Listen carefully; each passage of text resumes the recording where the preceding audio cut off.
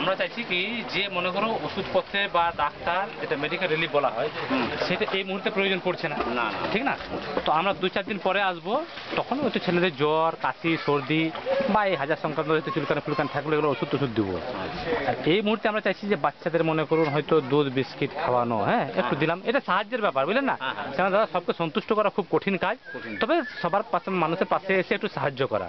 যেমন হয়তো খিচুড়ি খাওয়াচ্ছে, আমরা যদি পারলাম খিচুড়ি দিলাম, আর না হয়তো দুধ বিস্কিট আমরা চাইছি যে দেবো।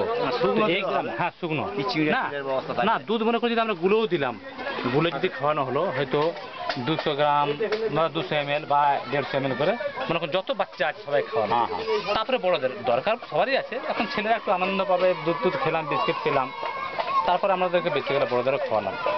শুকনা খাবারের মধ্যে চিড়ে থাকে চিনি থাকে এইসবগুলো থাকে, তো বাচ্চাদেরকে দিতে গেলে কত মনে করো বাচ্চার জন্য আমরা ব্যবস্থা করতে হবে যে দাদা হয়তো বাচ্চা হলে মোটামুটি মানে 7 বছরের মধ্যে, হ্যাঁ 7 বছরের মধ্যে হয়তো 100 ছেলে 200 কত বাচ্চা হবে? 7 বছরের মধ্যে হলেও হবে।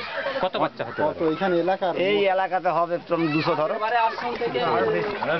একটা পাড়ায় 200, একটা পাড়ায় 200। একটা কথা হচ্ছে এটা তো টোটাল বন্যাটা অঞ্চল হয়ে আমি আমরা একদিনে তো সব জায়গায় পারবো না তো, মনে করুন আমরা চেষ্টা করলাম যে এই জায়গার নামটা কি এটা পার্শ্ববিস্কুট, তো পার্শ্ববিস্কুটের 3টা পাড়ার কথা বলুন, হয়তো আমরা একদিনে করতে পারবো। হ্যাঁ 5 চালা নিতে পারবো।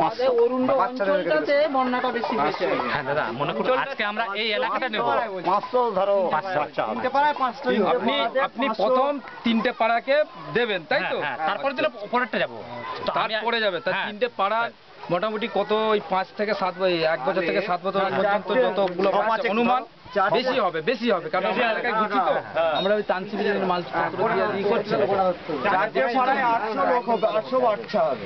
হ্যাঁ হাজার খানেক হবে, হাজার খানেক ধরুন এই 3টে পাড়াতে 4টে পাড়া। না তাহলে দাদা একদিনে 4টে পাড়ায় হয়তো হবে না, নেক্সট আমরা হ্যাঁ পাড়াটা কাছাকাছি পাড়া। আচ্ছা হ্যাঁ পুরো দিদি